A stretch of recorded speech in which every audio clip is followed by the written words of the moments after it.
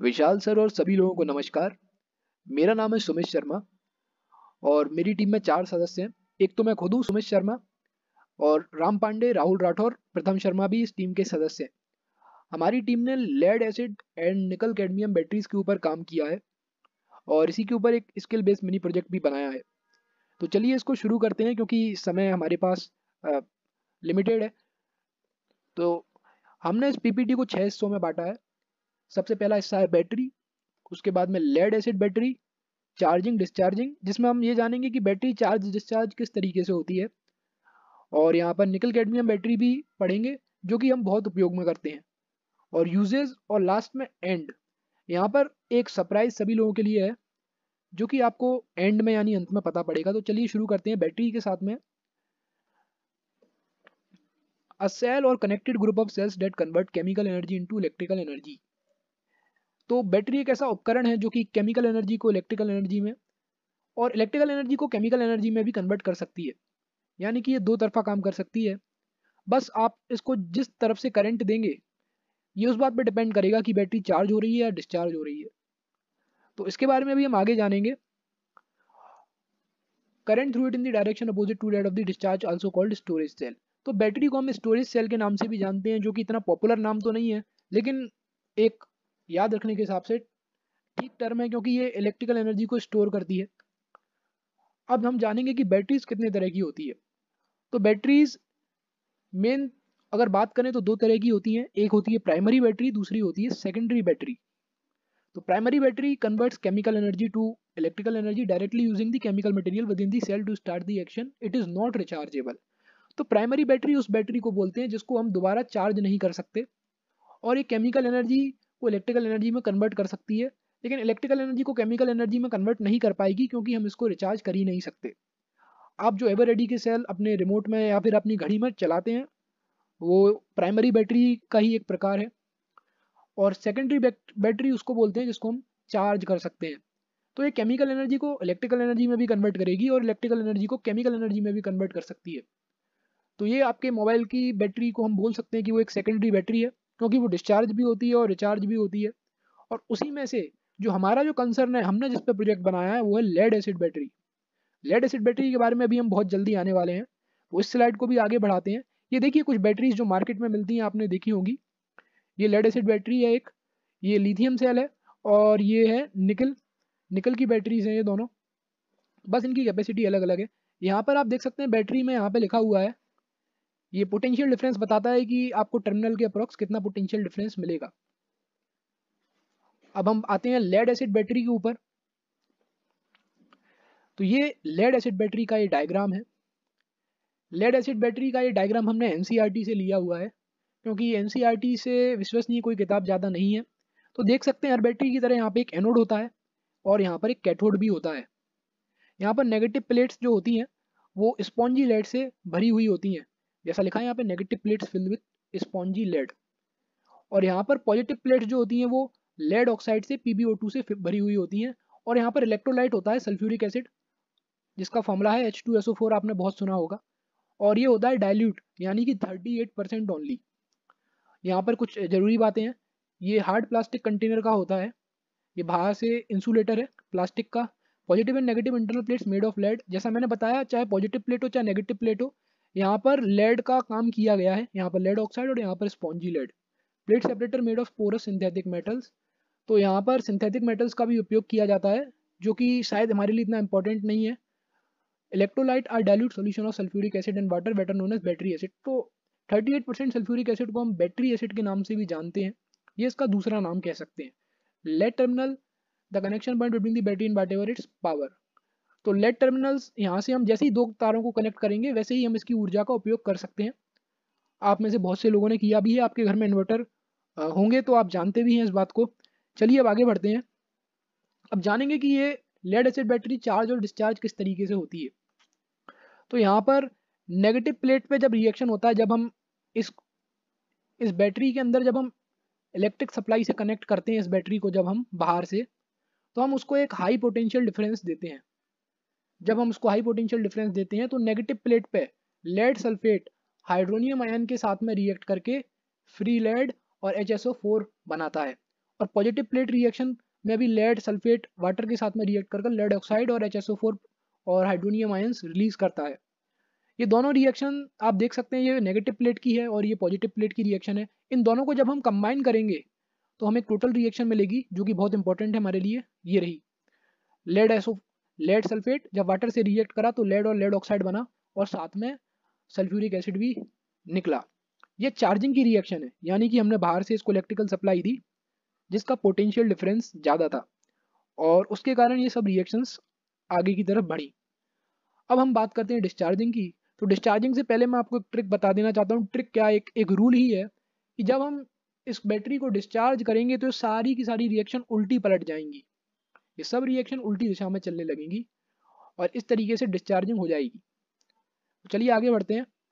ये मैंने आपको जैसा बताया था कि यहाँ पिछली बार ये रिएक्शन उल्टी चली थी, अब ये रिएक्शन उल्टी चल रही है।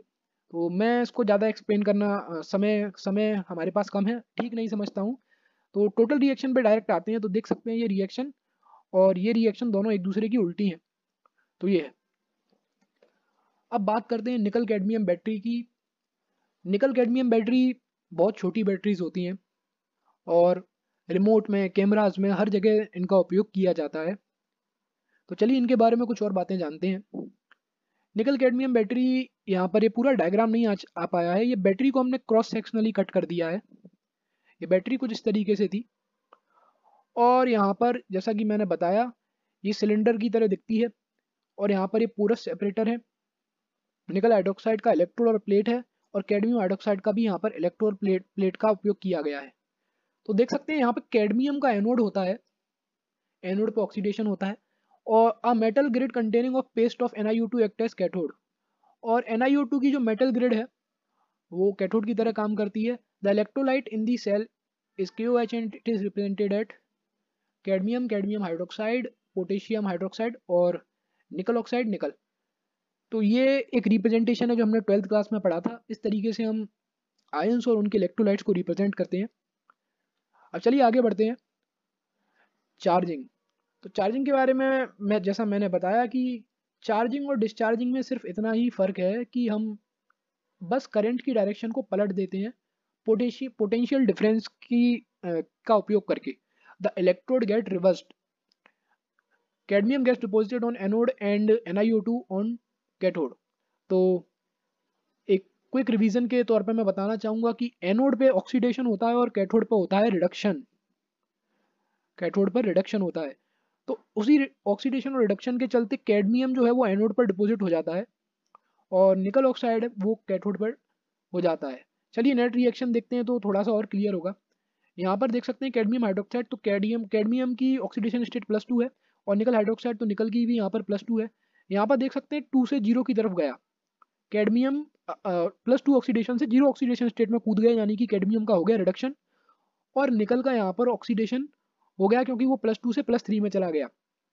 तो ये ऑक्सीडेशन रिडक्शन के भी सारे नियमों का पालन करती है ये रिएक्शन। लेकिन हालांकि हम ये फिजिक्स का सब्जेक्ट है तो इतना डिटेल में जाना मैं ठीक नहीं समझता। चलिए आगे बढ़ते हैं। डिस्चार्जिंग। डिस्चार्जिंग के बारे में मैंने बोला था जैसे सारी रिएक्शंस को आप उल्टा कर देंगे तो आपको डिस्चार्जिंग की रिएक्शन मिल जाएगी। यहाँ पर एक इंपॉर्टेंट बात यह है कि जब तक ये बैटरी डिस्चार्ज नहीं हो जाती, जब तक इस बैटरी में दम है, तब तक वो 1.4 वोल्ट का पोटेंशियल डिफरेंस तो मेंटेन करती ही है अपने पोटेंशियल के अक्रॉस। यहाँ पे पॉजिटिव टर्मिनल, यहाँ पे नेगेटिव, चाहे ये बैटरी 1% ही पे क्यों ना हो, इसके अक्रॉस आपको 1.4 वोल्ट का पोटेंशियल डिफरेंस मिलेगा ही मिलेगा। अब बात करते हैं रिएक्शंस की, जल्दी जल्दी से रिएक्शंस को करते हैं। एनोड पे होता है ऑक्सीडेशन, तो कैल्शियम यहाँ पर कैडमियम आना था, सॉरी ये प्रिंटिंग मिस्टेक से प्रिंटिंग मिस्टेक है। कैडमियम हाइड्रोक्साइड इलेक्ट्रॉन के साथ में रिएक्ट करके यहाँ पे कैडमियम +2OH नेगेटिव बन गया।